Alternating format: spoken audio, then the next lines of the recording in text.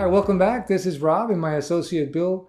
And on hand for today is the second part in a series that we called Is Your Organization Thriving or Failing?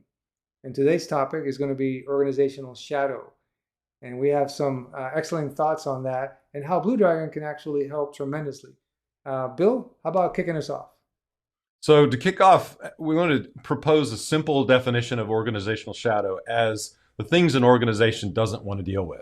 They can be as simple as, a maintenance issue that we simply don't have the time to address, such as, a deep, dark utility closet nobody really wants to go into. And that's actually not only a nice example, but a nice image. Oh my Or goodness. I something have some horror stories there, Bill. Talk about some DOE sites. We work in the Department of Energy largely, where we're kind of in some cases processing or storing low level and high level waste from the 50s.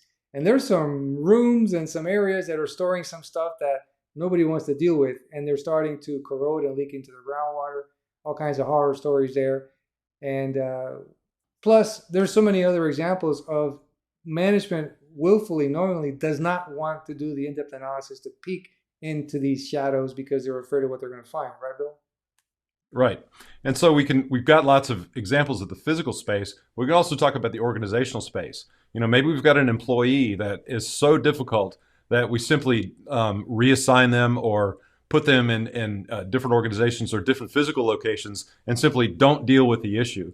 The shadow evokes these ideas of deep, dark places, of places that hide just out of sight. So what we're saying is we need to turn the light on, and turning the light on is a metaphor for saying that we want to look at this thing with a structured methodology, find these places, and actually deal with the problems with some level of courage. Right. And let me put it in a bit more realistic terms. So in terms of what we see shadows, they're latent organizational weaknesses.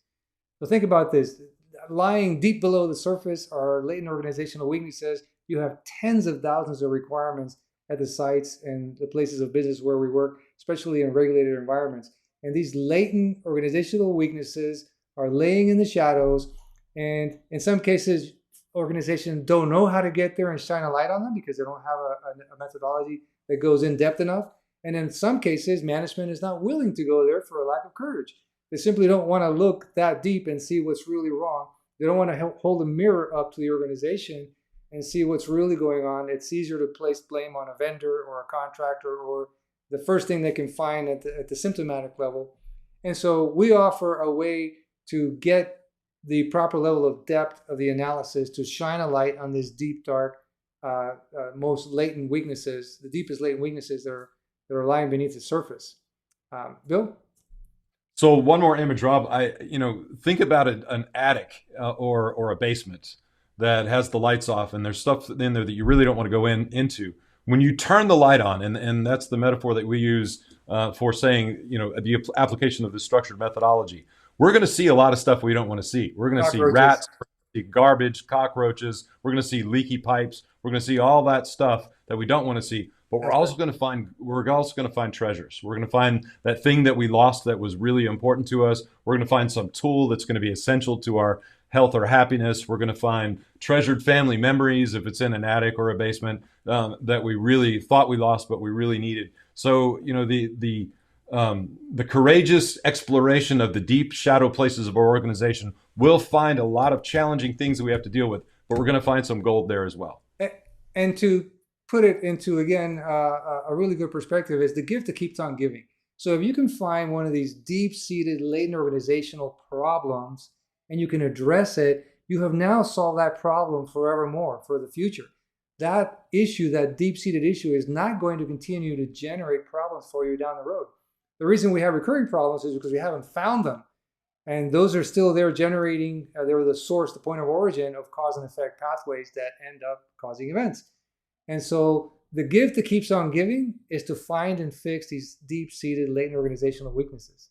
But what does it take? It takes organizational courage. It takes people and managers willing to take the risk to go into the deep, dark places, expend the resources, put possibly relationships in jeopardy, possibly even their own jobs in jeopardy. Hopefully it's not that dire. But it certainly takes organizational courage to go into these deep, dark places and confront these issues. But it's better to identify and know what you're dealing with than to turn a blind eye and leave these things there for posterity. And I'll leave you with these thoughts. If we could actually get to the heart of things like suicides in the military or sexual assaults, those are continuing to trend upward in society. And it's just because even though we apply all these PhDs and scientists in their fields, we're not really getting at the real issues because there are no problem-solving experts that are tackling these issues. We have experts in their very specific focused fields, but it takes experts in solving complex human-centered problems in modern socio-technical work environments to really get at it. And that's what we do here at Blue Dragon. So with that, thanks very much, and we'll catch you on the next video.